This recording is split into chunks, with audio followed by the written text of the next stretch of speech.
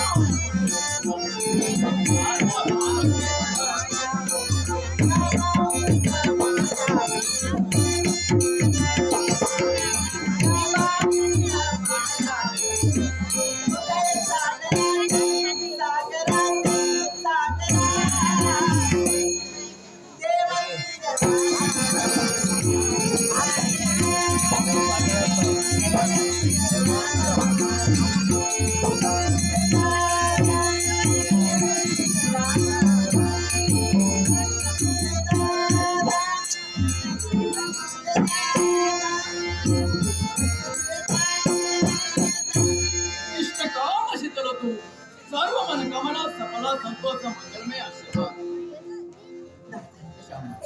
तुमचा आशीर्वाद हेच आमच्या मनोमध्ये उत्खंठा लागली. अगं खाण तशी माती भीतचा फळ, पेरणार ते उगवणार, ठेवणार ते झडणार. जशी आईबाप तशी मुलं घडतात. आईबाबाचं आचरण जर चांगलं असेल तर मुलं सुद्धा चांगल्या पद्धतीने घडतात. म्हणून कोणी म्हटलेलं आहे, शुद्ध बीजापोटी बडे रसाळ पोटी. आमचे संस्कार आहे ते कधी पायदळी जोडले जाणार नाही. पण काय आमच्या तुझ्या संपूर्ण जास्त मी निरीक्षण करतोय. पयांच्या नखाग्रापासून मस्तकीच्या ब्रह्मरुद्राला दृष्टिक्षेप करतोय. तुमचे शब्द आम्ही ते विसरलो नाही. ते शब्द म्हणजे आपले डोळे आणि मन जर चांगलं असेल तर ही संपूर्ण प्रजा आणि या संपूर्ण प्रजेवरती तुम्ही प्रेम करा. पण आपली वाणी जर शुद्ध असेल, पवित्र असेल, आपले शब्द जर चांगले असतील तर अख्खं जग आपल्याला लीनतेनं सारं जग जिंकता येतं. अहंकारानं सारं सर्वस्वाचा राज होतो. पण का गं हा पोशाख करू तुझं संपूर्ण त्याचं निरीक्षण करतोय आणि माझ्या परीक्षणात येत आहे. कोणत्या ना कोणत्या गोष्टीचं कुतूहल तुझ्या मनात समाविष्ट झालेलं दिसतंय. अगदी सत्य आहे. तुम्ही म्हणताय ते बरोबर आहे. आजपर्यंत तुमच्यापासून मी काही लपविलेलं नाही. पण आज जे काही सत्य आहे आज काहीतरी सांगायला आले. मग ती वार्ता आहे ती कटू वार्ता आहे की सत वार्ता आहे? वार्ता चांगली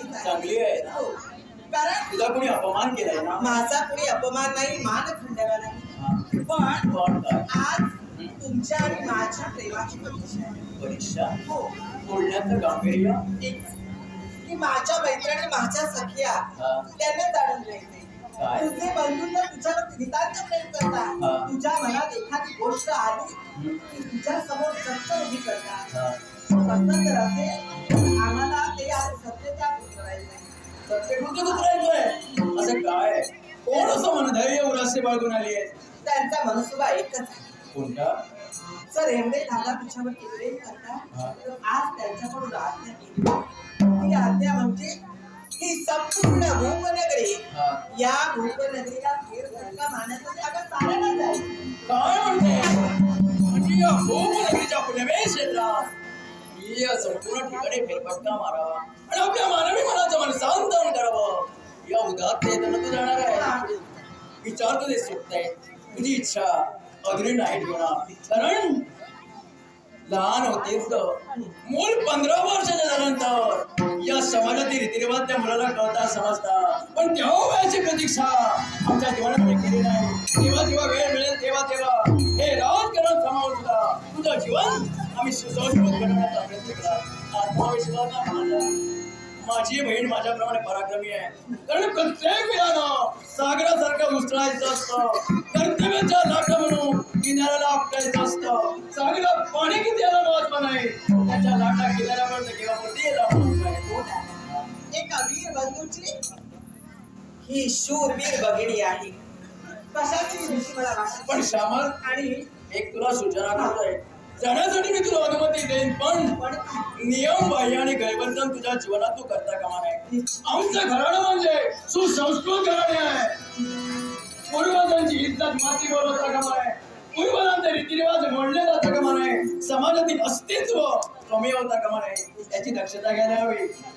मान्य कुणाचा अपमान करता कामा नये. आतापर्यंत तुमच्या आज्ञेच्या बाहेर ती पद्धती आहे. जी तुम्ही आज्ञा मला सांगितलं त्याचप्रमाणे वागण्याचं मी समजून घेतलं. आणि यापुढे चालायला पण एक लक्षात ठेव, जाण्यापूर्वी पूर्वे नऊ दे बोणार हाणू. सीमेला होण्यापूर्वी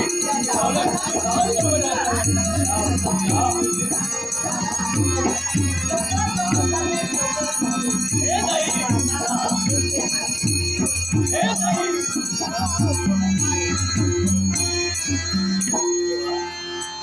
जास्त म्हणता नाही. हा म्हणता वयोगत्र केव्हाच निघून गेले. तुझी इच्छेची पूर्तता आणि सार्थकता आम्ही केलेली आहे.